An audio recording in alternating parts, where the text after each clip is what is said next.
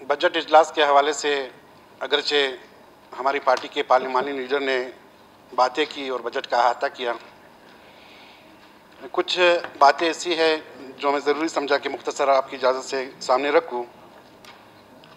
हालिया दिनों कुछ वाक़यात हुए जिस पर तमाम ने, जितने भी अरकान ने, उन्होंने लबकुशाई की। एक अहम और अफसोसनाक जो वाक़या हुआ वो उस्मान काकड़ का था, जो पश्तूनख्वा मिल्ली अवाम पार्टी के सूबाई सदर थे। उनकी नागहानी मौत हुई। पार्टी की तरफ से, हज़ारा डेमोक्रेटिक पार्टी की तरफ से, अपनी तरफ से मैं उनसे, पश्तूनख्वा मिल्ली अवामी पार्टी से, बलूचिस्तान के अवाम से इज़हार ताज़ियत करता हूँ। आज उनकी तदफीन हुई है जिसमें हज़ारा डेमोक्रेटिक पार्टी का एक आला सतही वफ़द, पार्टी के मरकज़ी सेक्रेटरी जनरल अहमद कौज़ाद की सरबराही में एक काफ़िला गम शरीक होने मुस्लिम बाग चले गए। मैं अपनी तरफ से उस्मान लाला को पाकिस्तान में आइन की बालादस्ती, पार्लियामेंट की बालादस्ती, जमहूरियत और जमहूरी इदारों के इस्तेहकाम के लिए उनकी गिराकदर कोशिशों पर उन्हें खराज अक़ीदत पेश करता हूँ। और बैसत एक सियासी कारकुन ये समझता हूँ कि वो एक शगुफ्ता इंसान, इस्तिदलाल के हवाले से बात करना और एक मुअस्सर आवाज़ जो बने हुए थे, वो हर सियासी कारकुन के लिए एक आइडियल के तौर पर सामने आया। मुझे तवक्को है कि जिस तरह उन्होंने असम्बली फ्लोर पर बलूचिस्तान की नुमाइंदगी की, अपनी पार्टी की नुमाइंदगी की, यहाँ की मज़लूम महकूम अक़वाम की नुमाइंदगी की, यही काम जो है बाकी जो अपोजिशन जमातें हैं वो भी आकर असम्बली में कर ले तो ज़्यादा बेहतर होगा।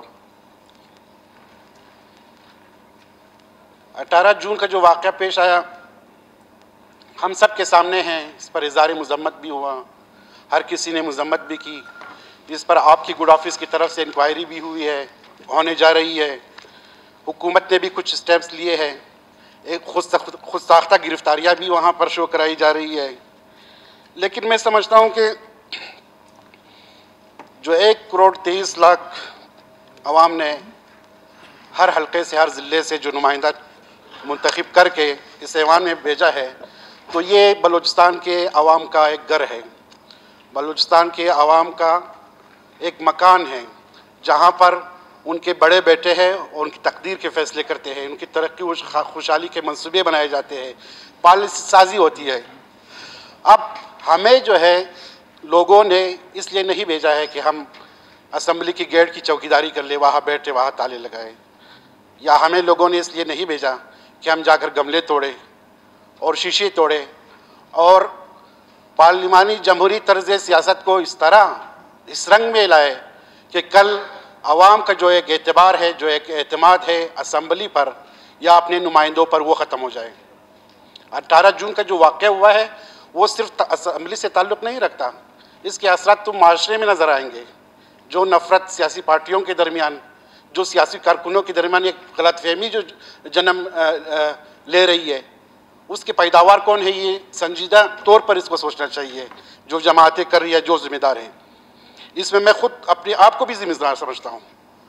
मैं उन सियासी कारकुनों से, उन सियासी जमातों से जो पार्लिमानी सियासत पर यकीन रखते हैं, जो इस असम्बली को तौक़ीर को, इस असम्बली की अहमियत को, इस असम्बली की जो किरदार है बलूचिस्तान के हवाले से, उस पर यकीन रखते हैं। मैं उन सियासी कारकुनों से माज़रत चाहता हूँ।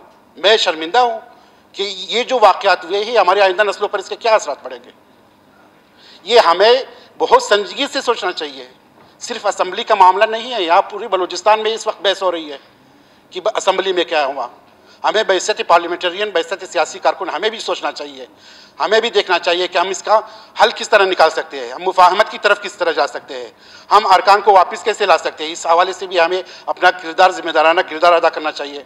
हम तो रिवायतों के अमीन लोग हैं, ये असम्बली रिवायतों के अमीन रहे। मुझे बहुत खुशी हुई है कि हमारे 2 वफ़द गए हुकूमत की तरफ से, उनके पास गए हैं। अब हम रिश्ता तो नहीं तोड़ सकते, हमारे कुलीग से सारे, हमारी पूरी जो है कि सियासी तरबियत इनके साथ हुई, एक दूसरे के साथ हुई, हम एक दूसरे के गम खुशी में शरीक रहे हैं।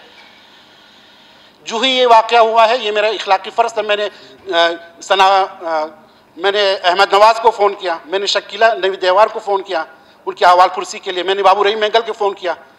तो ये हमारी रिवायत का हिस्सा है, ये हमारी जो सकाफ़त है, गैर मादी सकाफ़त, उसका ये एक हिस्सा है कि हम रिवायत को जो अक़दार है, अब ये रिवायत और अक़दार जो है 1-2 साल में तो नहीं बने, सदियाँ लगी है इसको बनाने में, तब जाकर ये माशरा वजूद में आया है और इस माशरे में वैल्यूज़ पैदा हुए हैं। ये वैल्यूज़ जो है, इन वैल्यूज़ को 1-2 दिन में, 1 दिन में, 2 दिन में झगड़ों से या नफ़रतों से ख़त्म नहीं किया जा सकता। तो हम रिवायतों के अमीन लोग हैं, अपनी वैल्यूज़, अपनी अक़दार कबाइल के हवाले से, सूबे के हवाले से, शहर के हवाले से जो हमारी ज़िम्मेदारी है, हमें वो ज़िम्मेदारी निभानी चाहिए। और जो जमातें एहतिजाज की तरफ गई है उनसे भी यही गुजारिश है कि आप जो है दुरंदेशी का मुज़ाहरा करें, नाक़ुबत अंदेशी जो है वो दुरुस्त नहीं है, इसके मनफी असरात जो है पूरी सोसाइटी में पड़ेंगे। जनाब स्पीकर, बजट पर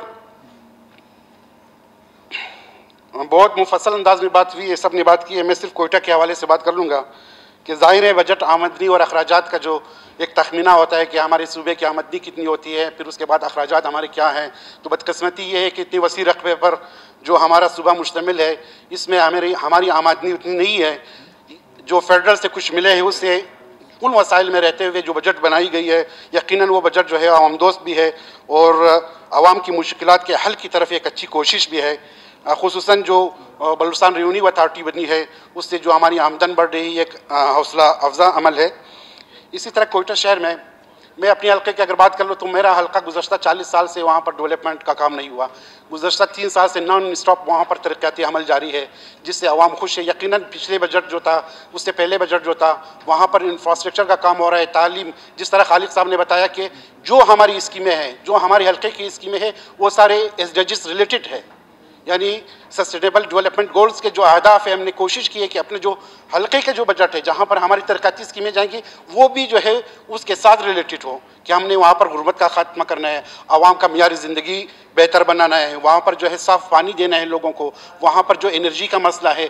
तो ये सारे जितनी भी मुश्किलात है उसका अहाता हुआ है मेरे हल्के में। हमने कोशिश की है कि हल्के में बिला तफरीक़ इलाका, बिला तफरीक़ कौमियत या मसलक जो है वहाँ पर डेवलपमेंट का काम हो और एक अच्छा मैसेज जो है हमारे हल्के की तरफ से जाए। हमने पहले भी बताया था कि हल्का PP26 को एक मॉडल हल्का बनाने की तरफ जा रहे हैं और इंशाल्लाह हम उसमें कामयाब भी होंगे। लेकिन मैं इस वक्त सिर्फ अपने हल्के की बात नहीं करता हूँ, मैं अपने हल्के का नुमाइंदा नहीं हूँ, मैं कोयटा शहर का नुमाइंदा हूँ। मैंने कोयटा के डेवलपमेंट के हवाले से तजावीज़ दी है जो बजट में आया है और शहर के इंफ्रास्ट्रक्चर के हवाले से जो सड़कें यहाँ बनने जा रही है उससे यकीनन शहर का नक्शा बदल जाएगा, या जो ट्रैफिक के इश्यूज़ है वो बेहतर हो जाएंगे। कॉलेजेस में जो डिजिटल लाइब्रेरियाँ बनने जा रही है उससे एजुकेशन में जो है जो जदीद तकाज़े हैं उससे हम आहंग होगा। तो खुलासा जितनी भी बजट में जितनी भी तरक्याती स्कीमें रखी गई है वो आवाम की मुश्किलात हल करने का आयनादार है। मुझे तवक्को है कि ये जो जितनी भी तरक्याती स्कीमें हैं जब ये पाए तकमील तक पहुँचेगा तो आवाम का मियार ज़िंदगी भी बेहतर होगा और तरक्की व खुशहाली भी आएगी। बहुत बहुत शुक्रिया सर आपका।